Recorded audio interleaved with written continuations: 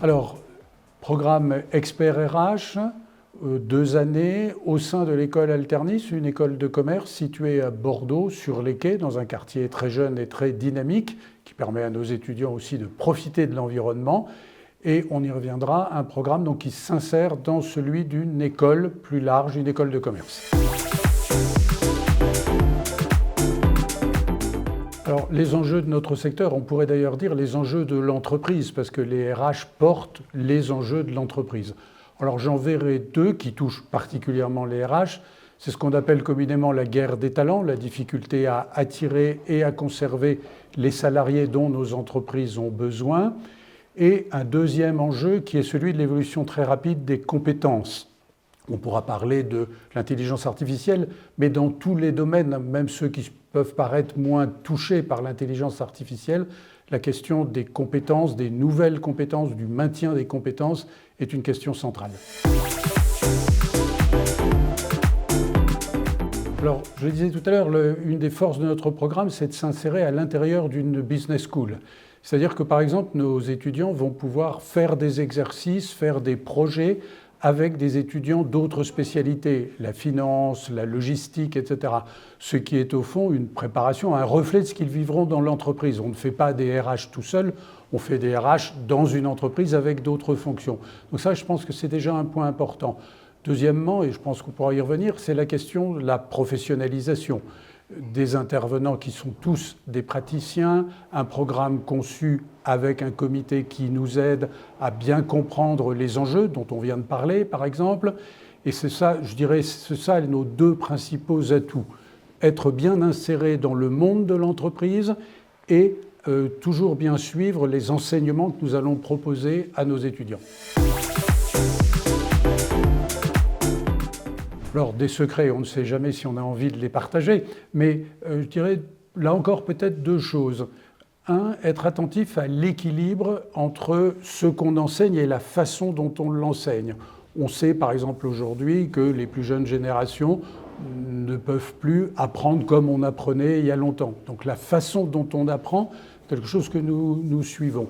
Et puis, un deuxième équilibre, là encore, c'est l'équilibre entre la théorie et les matières ressources humaines, par exemple le droit social, le droit du travail ne se prête pas à l'improvisation, il faut savoir, mais il y a aussi beaucoup de pratique. Comment est-ce que j'aborde une question que me pose un manager, un salarié?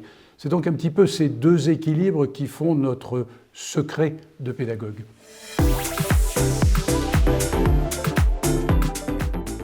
Alors, dimension professionnalisante, l'alternance, bien sûr, c'est-à-dire que nos étudiants vont toutes les semaines, toutes les 2 semaines, confronter les enseignements à leur pratique en entreprise et réciproquement confronter ce qu'ils voient en entreprise aux enseignements.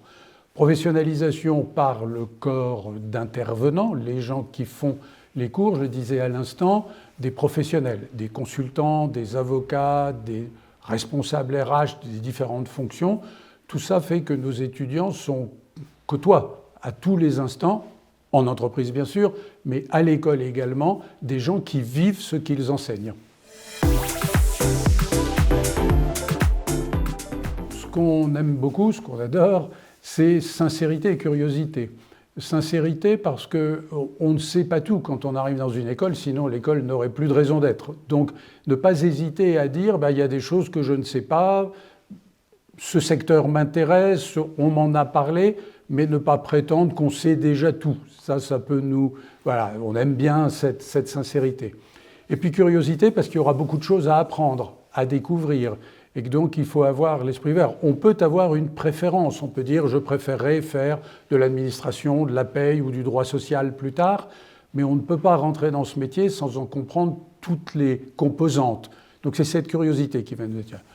En sens inverse, qu'est-ce qu'on va détester? J'allais dire en creux, un peu ce qu'on vient de voir sur les qualités attendues, ça serait une certaine fermeture, une certaine vision trop restreinte du métier. Faire des RH, c'est faire ça. Au fond, notre enseignement, puis plus tard leur carrière, leur montreront que faire des RH, c'est faire des tas de choses très différentes, dans des contextes différents, et on serait un petit peu inquiet si on avait quelqu'un de déjà trop renfermé ou trop précis. Alors, professionnalisation, on en a parlé. Exigence, parce que nous avons voulu que ce programme soit rythmé par des examens qui prennent des formes très différentes, des travaux en groupe, des travaux individuels, des examens dans le sens le plus classique du terme. Donc, exigence, ça, on n'aura pas peur de ce mot-là. Et ouverture, je viens d'en parler un petit peu, curiosité. On va montrer tout. Nous sommes un programme très généraliste. Nous avons fait le choix bien clair de ne pas prendre une option à l'intérieur de la fonction RH, mais de montrer tout à nos étudiants. Et donc, l'ouverture, c'est ça aussi qu'on va leur proposer.